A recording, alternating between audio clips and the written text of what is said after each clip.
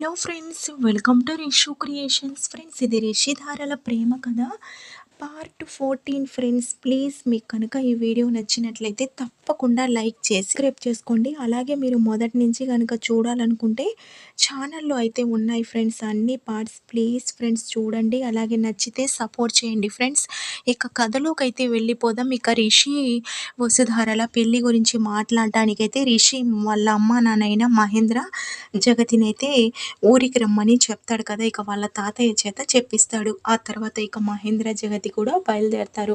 వసుధార చాలా సంతోషపడుతూ ఉంటుంది. రిషి లాంటి వాడు తన లైఫ్‌లోకొస్తున్నందుకు.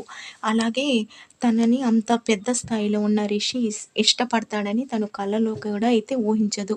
ఇక ఇద్దరు చాలా హ్యాపీగా ఉంటారు. ఇక రిషి కూడా తాతయ్య ఒప్పుకున్నారు.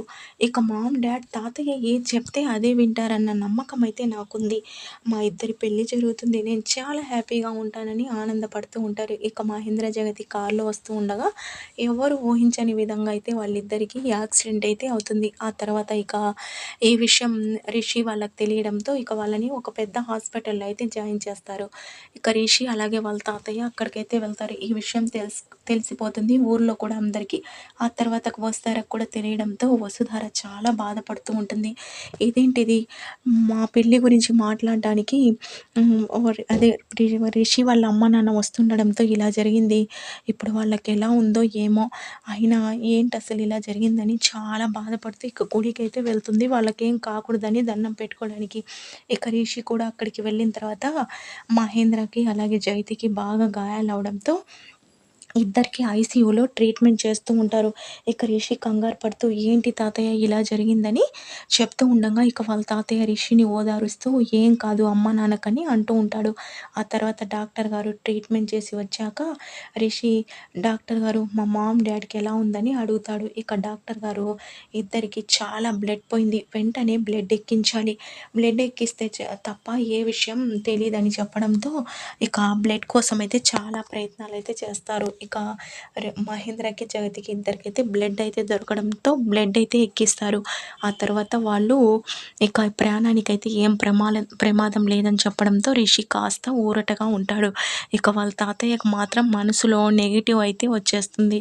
ఇదేంటిది, ఆ అమ్మాయితో పెళ్ళి అని చెప్పి మాట్లాడడానికి నా కొడుకు కోడల్ని రమ్మంటే ఇలా దారిలోనే ఇలా అయింది, అసలు వీళ్ళిద్దరు పెళ్లి చేయడం మంచిదేనా అన్నట్టుగా మనసులో అయితే అనుకుంటాడు. ఆ తర్వాత ఇక రిషి వాళ్ళిద్దరిని చూసుకుంటూ ఉంటాడు జాగ్రత్తగా.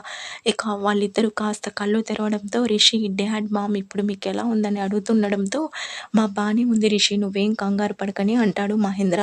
ఆ తర్వాత వాళ్ళని అటునుంచి అటే ఇక సిటీకైతే తీసుకెళ్ళిపోతారు. ఇక రిషి కూడా వస్తారాతో ఫోన్‌లో కూడా కాంటాక్ట్‌లో ఉండడు. దాంతో ఇక వస్తారా చాలా బాధపడుతూ ఇక నా కారణంగానే నాతో పెళ్ళికి మాట్లాడడానికి వస్తుండడంతో వాళ్ళకిలా జరిగిందని రిషి కూడా ఇలా అనుకున్నట్టున్నాడు. అందుకే నాకొక్క ఫోన్ కూడా చేయలేదు అని చెప్పి చాలా బాధపడుతూ ఉంటుంది. ఇక వాళ్ళ తాతయ్య కూడా ఆ విషయం గురించైతే ఏం మాట్లాడడు. ఇక రిషి కూడా ఇక పెళ్లి గురించైతే వదిలేసి వాళ్ళ అమ్మ నాన్న ముందు కోలుకోవాలన్న ఉద్దేశంతో వాళ్ళ దగ్గరే ఇక వాళ్ళకి దగ్గరుండి చూసుకుంటూ ఉంటాడు. ఇక కొన్ని రోజుల తర్వాత వాళ్ళిద్దరూ కోలుకోవడంతో ఇక రిషి అయితే అప్పుడు వస్తారా గురించి ఆలోచిస్తాడు. అయ్యో, నేను వస్తారాకి ఒక్క ఫోన్ కూడా ఇన్ని రోజుల్లో చేయలేదే అమ్మ నాన్నకి ఇలా ఉండడంతో అని చెప్పి ఒక్కసారి కాల్ చేద్దామని వస్తారాకైతే కాల్ చేస్తాడు. ఇక వస్తారా ఫోన్ లిఫ్ట్ చేసిన వెంటనే రిషి వసుధార అని చెప్పడంతో రిషి అని ఇక చాలా ఆతృతగా అయితే మాట్లాడుతూ ఉంటుంది వసుధార.